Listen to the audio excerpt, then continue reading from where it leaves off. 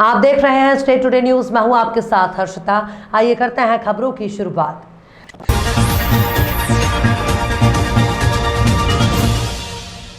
उज्जैन पहुंचे एडीजी प्रज्ञा श्रीवास्तव ने पुलिस अधीक्षक सत्येंद्र कुमार शुक्ला, आईपीएस विनोद मीणा, माधवनगर थाना प्रभारी मनीष लोधा के साथ माधवनगर थाने का निरीक्षण किया और पुलिस महकमे को बताया कि किस प्रकार से महिलाओं पर अत्याचार हो रहे हैं और किस प्रकार से कार्रवाई करना है, इनके क्या कानूनी नियम हैं और कैसे इन अपराधों पर रोकथाम की जा सकती है। उन्होंने बताया कि पुलिस किस प्रकार से कार्रवाई करे कि अपराधियों में पुलिस का खौफ होना चाहिए, अपराधियों के लिए किसी प्रकार की संवेदनशीलता नहीं होनी चाहिए। जब हम वर्दी पहन लेते हैं तो हमारे लिए पुरुष और महिलाएं एक समान हो जाती हैं। जो अपराध घर की चार दीवारी के अंदर हो रहे हैं उस पर पुलिस रोक नहीं लगा सकती, लेकिन महिलाएं खुलकर शिकायत करें तो पुलिस कार्रवाई भी करती है। आगे की जानकारी देते हुए बताया कि एक विटनेस प्रोटेक्शन ऐप भी शुरू किया गया है जिसमें हम गवाहों की सुरक्षा कैसे करें। ये मूलतः जो संदर्भ है वो महिला अपराध का संदर्भ है। तो जो बातचीत हुई है वो यहाँ के जो आईओज़ हैं या जो वरिष्ठ अधिकारीगण हैं उनसे हुई है, जो हमारे विभिन्न प्रकार के एक्ट्स हैं या धाराएं हैं और कैसे कार्रवाई करनी है, और इनफैक्ट काफ़ी सूक्ष्म निरीक्षण हुआ है। तो हमने केस दर केस निरीक्षण किया है। क्या किस प्रकार उनको टिप्स दी गई कि जो महिलाएं हैं आजकल कंटिन्यू पुलिस में सेवाएं भी दे रही हैं, किस प्रकार उनको टिप्स दी गई हैं? हम टिप्स महिला और पुरुष को भिन्न भिन्न नहीं देते। जब हम वर्दी लगा लेते हैं तो सब एक होते हैं। तो जो टिप्स दी गई हैं वो सारे पुलिस अधिकारी कर्मचारियों को दी गई हैं। व्यावसायिक दक्षता होनी चाहिए, संवेदनशीलता होनी चाहिए। संवेदनशीलता अपराधियों के लिए नहीं, जो हमारे पास पीड़ित आते हैं उनके लिए। अपराधियों में हमारा खौफ होना चाहिए, हमारी कार्यप्रणाली ऐसी होनी चाहिए। महिलाओं को लेकर काफ़ी अपराध बढ़े हैं, 376 जैसे कई अपराध लगातार हो रहे हैं, उन पर रोक लगाने के लिए किस तरह की? देखिए, जो अपराध घर के चार दीवारी में हो रहे हैं उस पर पुलिस रोक नहीं लगा सकती। मैं इसलिए कह रही हूँ क्योंकि सिर्फ जो बहुत ही परिचित हैं उनके द्वारा जो अपराध घटित किया जा रहा है घर में, आप सभी जानते हैं। लेकिन ये ज़रूर है कि जो अपराध एक सामाजिक दायरे में हो रहे हैं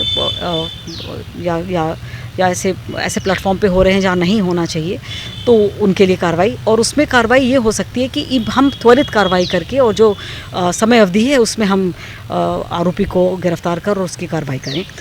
एक विटनेस प्रोटेक्शन स्कीम भी शुरू किया गया है जो हमारे ऐसे अपराधों में जिनको हम अपना विटनेस बनाते हैं तो उनकी सुरक्षा कैसे करें, वो उसके बारे में भी सबसे चर्चा हुई है। कितने थानों का अभी निरीक्षण किया गया है? नहीं, मैं तो ये मतलब निरीक्षण थानों का नहीं है। मैं फिर से बताना चाहूँगी, मैं यहाँ पर चर्चा करने आई हूँ महिला अपराधों के बारे में वरिष्ठ अधिकारियों और आईओ से। तो वो चर्चा हमारी कंट्रोल रूम में हुई है।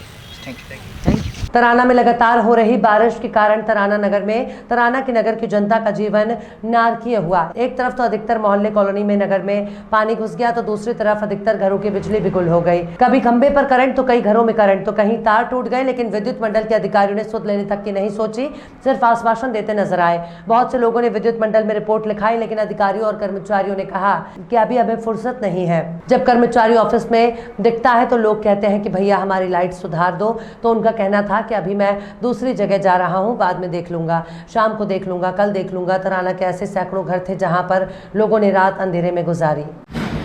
दादा, आप किस लिए आए हैं यहाँ पर? रिपोर्ट डालने के लिए। लाइट बंद है मेरी।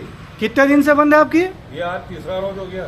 तो यहाँ पर आप आते हैं तो कर्मचारी आपको क्या बोलते हैं? वो बोलते हैं कि आ रहे हैं, अभी बहुत सारी रिपोर्ट है, तुम्हारी लाइट भी आज हो जाएगी, आज हो जाएगी, बोलते हैं, वो लाइट हो ही नहीं रही। आप बड़े अधिकारी से मिले यहाँ पर आके? नहीं मिला, मिलते ही नहीं है, वो है ही नहीं है, तो किससे मिलूंगा? अच्छा, और आपकी कितने दिनों से लाइट बंद है? 3 दिन हो गए। आपने और किसी को अवगत कराया यहाँ पर? कोई से नहीं है, खाली यही मिलते हैं, बेचारों ने बोलते हैं कि लाइट बंद है तो हम पहुँचा रहे हैं। अफसर तो कोई मिलते नहीं। आपने हाथ पैर भी जोड़े अधिकारियों के? हाँ, जोड़े नहीं, मिलेगा तो जोड़ूंगा, नहीं मिलते तो ही। आपकी क्या समस्या है? 2 दिन से लाइट बंद पड़ी है सर। तो आपने रिपोर्ट डाली यहाँ पे? रिपोर्ट डाली हुई है सर। तो आपको क्या आश्वासन मिला यहाँ से? आश्वासन ये मिला है कि बस जोड़ रही है। अच्छा, और बहुत सारी लाइट फॉल्ट है, 200-250 रिपोर्ट है, 300 रिपोर्ट है, आपकी भी डाल रही है। आज सही कर देंगे, शाम को देखो, शाम को सही नहीं होती है। आज दूसरा रोज हो गया। मतलब कुल मिला के आपके घर वाले सब परेशान है, बच्चे परेशान है, आपने रात में अंधेरे में निकाली? अरे सर, मेरे यहाँ तो जानवर भराते हैं, जंगल है। आपकी क्या समस्या है? ये लाइट की समस्या है। तो कितने दिन होगा आपको? 2-3 दिन हो गए। अच्छा, तो रिपोर्ट डाल दी आपने? रिपोर्ट डाल दी, बोलते आ रहे हैं, कर रहे हैं, चल रहा है काम, इससे जवाब मिल रहे हैं बार बार। आपका जो प्रतिष्ठान है वो विद्युत मंडल से कितनी दूरी पर है? बिल्कुल नजदीक है अच्छा, तो विद्युत मंडल के पास में होने के कारण भी आपकी लाइट नहीं सुधारी जा रही है? जी। आपने बड़े अधिकारी से अवगत किया था। तो उन्होंने क्या बोला? उन्होंने बोला कर रहे हैं, रिपोर्ट ज्यादा है, कर रहे हैं, आ रहे हैं, ये जवाब मिल रहा है। आपका विद्युत मंडल से कितनी दूर प्रतिष्ठान है? बस एक मकान छोड़ के। अच्छा, इसके बाद भी कोई सुनवाई नहीं है? सुनवाई नहीं। दाहोद डैम पहुंचे जल संसाधन मंत्री तुलसी सिलावट ने बांध का निरीक्षण किया। 1 करोड़ 25 लाख का ऐलान किया। जल संसाधन मछुआ कल्याण में मत्स्य विभाग मंत्री तुलसी सिलावट ने आज दाहोद डैम का निरीक्षण कर स्थिति का जायजा लिया। सिलावट ने उचित रखरखाव के निर्देश देते हुए बद इंतजामी को लेकर अफसरों को फटकार भी लगाई। उन्होंने 1 करोड़ 25 लाख का बजट का ऐलान कर प्रमुखता से डैम की मरम्मत कराने की बात कही। मालूम हो कि कल रायसेन कलेक्टर अरविंद दुबे और एसपी विकास सहवाग द्वारा भी दाहोद डैम पहुंचकर स्थिति का जायजा लिया गया। कलेक्टर ने निरीक्षण के बाद बताया कि यहाँ रिटेनिंग वाल हटाने से मिट्टी में गैप आया है।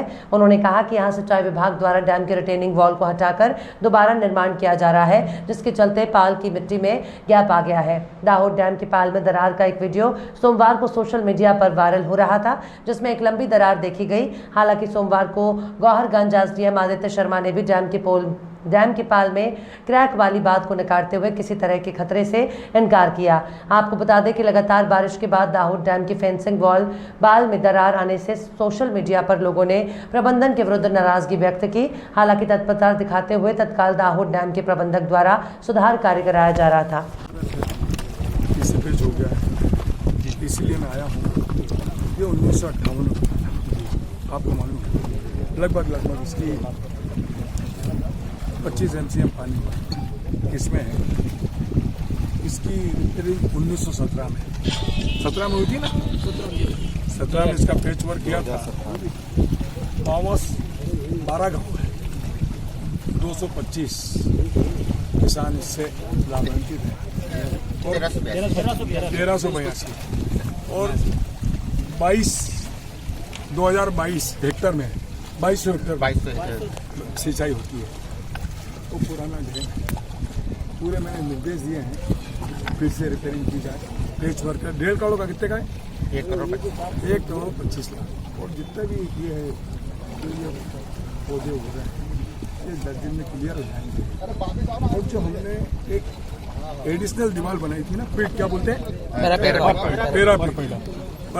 बनाई थी, पैरापीट दीवार बनाई थी, वो किनारे में दरार आ गई थी इसलिए बनाई थी। इसमें कोई खतरे की बात नहीं है। अब स्थिति पूरी तरह से कंट्रोल में है, नियंत्रण में है, क्योंकि भोपाल संभाग और नर्मदापुरम अतिवृष्टि हुई, अधिक बरसात हुई, इससे ये स्थिति निर्मित हुई है। और चिंता की बात नहीं, सुखद अवसर की 24 घंटे में कहीं भी बरसात नहीं। डैम बनाने का मूल उद्देश्य था किसानों की सिंचाई। किसानों की सिंचाई सब तीसरे नंबर पे है, पहले नंबर पे है औद्योगिक इकाइयों को पानी दिया जा रहा है। तो ये पता होना चाहिए मध्य प्रदेश का मुख्यमंत्री एक किसान का बेटा है। अब पहले 2003 में कितनी होती थी, मतलब 6 या 7 लाख हेक्टर। आज इस मुख्यमंत्री किसान के बेटे के नेतृत्व में लगभग 45 लाख हेक्टर में हम सिंचाई कर रहे हैं और 2025 का लक्ष्य हमें 65 लाख हेक्टर में सिंचाई करेंगे। हमारी पहली प्राथमिकता मेरा अन्नदाता, मेरा किसान है। ये डैम की मूल भावना उसके लिए हुई थी। अब आप जानते हैं उद्योग भी जरूरी है, इकाई भी जरूरी है, नगर पंचायत, नगर पालिका दोनों में पीने का पानी देते हैं। और ये तीनों मूलभूत हर मनुष्य को चाहिए। किसान पहली प्रायोरिटी, उद्योग दूसरी प्रायोरिटी और पानी पीने का पहली प्रायोरिटी। जल काय के लिए करते हैं, सिंचाई और पीने का शुद्ध जल, फिर ऊर्जा, सड़क, बिजली। ये मैंने जो देखा सबके आदेश दे दिए। 1 करोड़ 25 लाख जो छोटे छोटे 2 और डैम हैं उन पर भी दिया है। एक मुख्यमंत्री जी के नेतृत्व में सिंचाई का जो रकबा बढ़ा है कि हमारा प्रदेश 70% संभागीय मुख्यालय नर्मदापुरम जिला और संभाग का मुख्य केंद्र है। सभी अधिकारियों का यहाँ अपना केंद्र है और जिला प्रशासन, खनिज विभाग, आबकारी विभाग, राजस्व विभाग की आंखों के सामने माफिया अपना कार्य खुलेआम कर रहे हैं। इसका कारण यही है कि इन सभी विभागों में वर्षों से पदस्थ कर्मचारी एक ही जगह पदस्थ हैं, उन्हें कभी फेरबदल नहीं हो पाता। कई बार तो ऐसे हैं जहाँ फेरबदल होने के कुछ ही दिनों में आया था, बस अपनी पदस्थापना करवा लेते हैं। इसमें अनुमान लगाया जाता है कि और भी वरिष्ठ अधिकारियों से कर्मचारियों का मेल होना और उनसे संबंध के कारण ही उनका स्थानांतरण नहीं हो पाता। जिला प्रशासन जिला कलेक्टर को एक बार सर्जिकल कर पुलिस विभाग, वन विभाग और खनिज विभाग, राजस्व विभाग में फेरबदल करना चाहिए। कई अधिकारी कर्मचारी कई वर्षों से एक ही जगह पर पदस्थ हैं, इसलिए भ्रष्टाचार की जड़ें माफियाओं से संबंध होने की आशंका है। इन भ्रष्टाचार की जड़ों को खत्म करने के लिए पुलिस विभाग, राजस्व विभाग, खनिज विभाग, वन विभाग जैसे अन्य विभागों में सर्जिकल होना जरूरी है। इन विभागों में कई वर्षों से एक ही जगह पदस्थ कर्मचारी अधिकारियों की जानकारी में सभी मामले होते हैं, लेकिन कार्यवाही नहीं होती और खुलेआम माफिया अपना कार्य करते हैं। नर्मदापुरम के बिल्कुल समीप ग्राम निमसाड़िया में अवैध एक कदम प्रशासन की नजरों के सामने खुलेआम माफिया अवैध चोरी कर रहे जीतू कीर, प्रकाश कीर का ये अवैध कारोबार खुलेआम चल रहा है। सूत्रों से ज्ञात हुआ है उनका नाम जीतू और प्रकाश कीर है। अवैध रेत, अवैध मिट्टी जैसे अवैध कारोबार में माफियाओं का खुलेआम बिना किसी अधिकारी के खौफ से ये कार्य हो रहा है, तो ये भारी दुर्भाग्यपूर्ण है और ऐसा प्रतीत होता है कि कोई न कोई अधिकारी का आशीर्वाद प्राप्त है।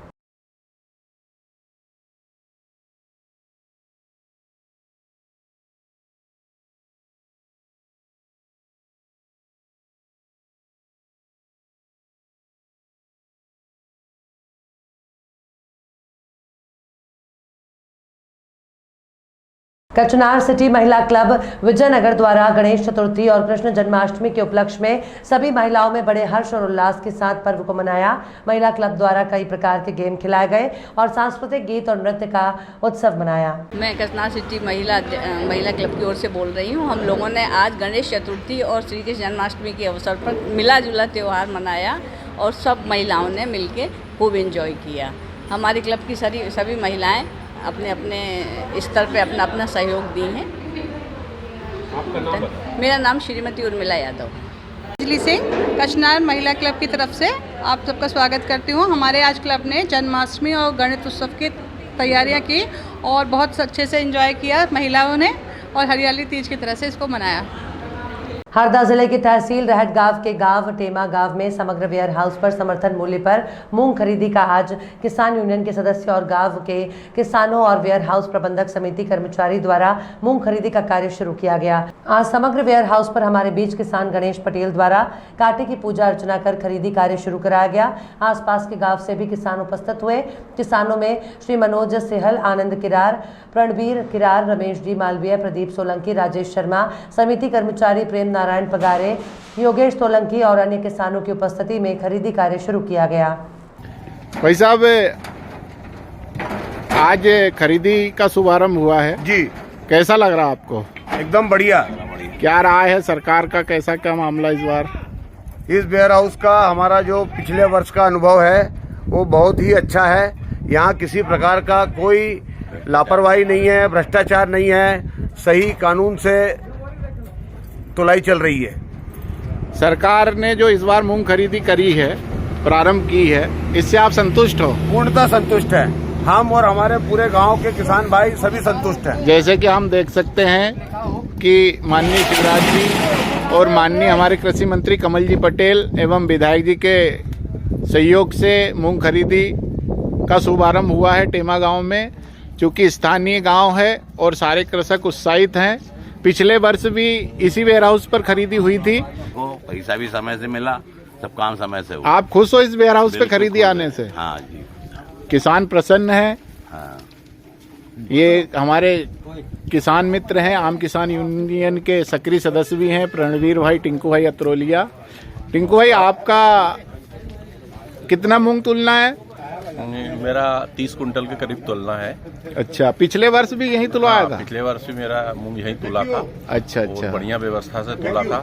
कोई भ्रष्टाचार हुआ था क्या? नहीं, कोई किसी प्रकार का कोई भ्रष्टाचार नहीं था और बढ़िया तुला था, कोई परेशानी नहीं आई। समग्र वेयर हाउस की खरीदी से आप संतुष्ट हैं? बिल्कुल पूर्णतः संतुष्ट हैं बहुत बढ़िया खरीदी है और किसानों को सुविधाएं बहुत अच्छी मिल रही है। रतलाम रेल मंडल से गुजरने वाली ट्रेनों के टाइमिंग को लेकर अगर आप जानकारी ले रहे हैं तो ये खबर आपके लिए बेहद महत्वपूर्ण है, क्योंकि पता नहीं सामने से कभी ऐसा जवाब मिल जाए तो आपको हैरत में डाल दे। ऐसा ही कुछ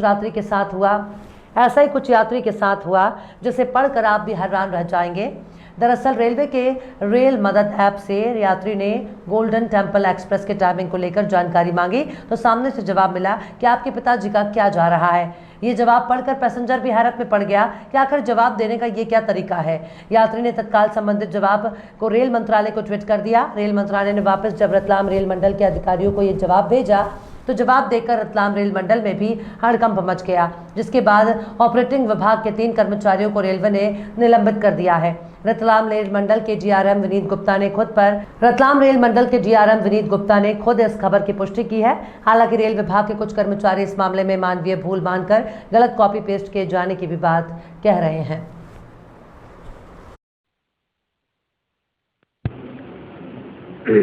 सर, रतलाम के रेलवे मंडल में जो है एक ऐप पर जो भुगता जो यात्री है उसने कुछ बात की थी जिसको लेकर कर्मचारी ने कुछ उससे बदतमीजी की थी। किस तरह से मामला था सर और इस पर किस तरह की कार्रवाई आज तक हो चुकी है, कितने लोगों पर हुई है? देखिए, रतलाम मंडल में एक रेल मदद ऐप हमारा जो सोशल मीडिया का फॉर्म है, इस पर किसी यात्री ने कुछ क्वेश्चन किया था, मतलब कंप्लेंट की थी, जिसके बाद में फिर उसमें कोई अशोभनीय भाषा का प्रयोग किया गया था। तो अभी क्या है कि फिलहाल हम लोग ये जो रेल मदद ऐप पे ये हुई है, कुछ हैक करने का मामला है या फिर कोई दूसरा कुछ है, तो हमने फिलहाल जो ऑपरेट करते हैं, ये जो कंप्लेंट को डील करते हैं, उनको 3 कर्मचारियों को तुरंत सस्पेंड कर दिया गया है। इसके बाद में अभी जांच जारी है, तो जैसे ही जांच का पूरा खुलासा होगा इसके बाद ही बताया जा सकेगा। सर, कर्मचारी द्वारा इस तरह की अशोभनीय जो भाषा का प्रयोग है, कितना उचित मानते थे आपको? देखिए, अगर इस तरह का प्रयोग करते हैं तो एक पैसेंजर के लिए, क्योंकि हमारा ये एक कस्टमर है पूरी तरह से, तो उसको अगर आप इस तरह की भाषा का प्रयोग करते हैं तो गलत है। बट अभी तो फिलहाल तो ये हैक का मामला है या ये किसी कर्मचारी इसके द्वारा कुछ किया गया है, तो इसकी पूरी तरह से भी जांच चल रही है। जैसे ही जांच के बाद में ही मामला सामने आएगा। सर, प्रथम दृष्टया क्या लग रहा है इसमें, कोई किसी ने हैक कर लिया है फोन या फिर या कर्मचारी की वजह से ही, मतलब जो? देखिए, हमने तो अपनी तरफ से, क्योंकि अगर इस तरह का कर्मचारी ने कुछ किया है तो हमें तुरंत उनको सस्पेंड कर दिया गया है। लेकिन पूरी तरह से जब तक जांच नहीं होती, क्योंकि हैक का मामला है या फिर कोई दूसरा वो है, तो इसके बाद में पूरा मतलब एक्शन तभी लिया जाएगा। कितने लोगों पर कार्रवाई की गई है? देखिए, इसमें क्या है कि 3 लोग जो ड्यूटी करते हैं उसी टाइम पे पीरियड में, तो उनके ऊपर जो ऑपरेटिंग डिपार्टमेंट है वहाँ से, और फिर एक जांच कमेटी बैठाई गई है ऑपरेटिंग डिपार्टमेंट द्वारा, वो जल्दी फिर ये जांच का पता चल पाएगा। कौन लोग थे सर, कौन से पद पर ये थे? देखिए, हमारे स्टाफ होते हैं वहाँ पे, जो एक सेल बैठता है, ये कंप्लेंट सेल, उसमें जो हमारा स्टाफ होते हैं, सुपरवाइजर स्टाफ होते हैं, इस तरह का जो ये चीज़ का रिप्लाई देते हैं बरोबर, और दूसरे जो फोरम है ट्विटर और उन पे भी ये सारी चीज़ें करते हैं। तो ये जो रेल मंत्रालय का एक रेल मदद ऐप जो जिसकी यूनिवर्सल सभी हम लोग उसका ये लोग जवाब देते हैं, तो वही स्टाफ के द्वारा ये ऑपरेट किया जाता है। लेकिन जब तक पता नहीं चल जाता पूरी तरह से, क्योंकि हैक किया है या फिर कर्मचारियों के द्वारा किस तरह से, तो वो तभी पता चल पाएगा। तो जो 3 कर्मचारियों को जो अभी पद से विमुक्त किया है, उसके कुछ नाम पता चलेगा? देखिए, नाम में इसमें क्या है कि जब तक वो पूरी तरह जांच में नहीं पाए जा सकते, कि सपोज को अगर नाम उजागर भी होता है, तो अगर जब वो दोषी नहीं है तो इसके बाद में फिर एक गलत इम्पैक्ट जाता है, तो इसलिए हम लोगों ने उनको तुरंत। खबरों में फिलहाल इतना ही। और भी खबरों के अपडेट्स के लिए आप देखते रहिए स्टेट टुडे न्यूज़।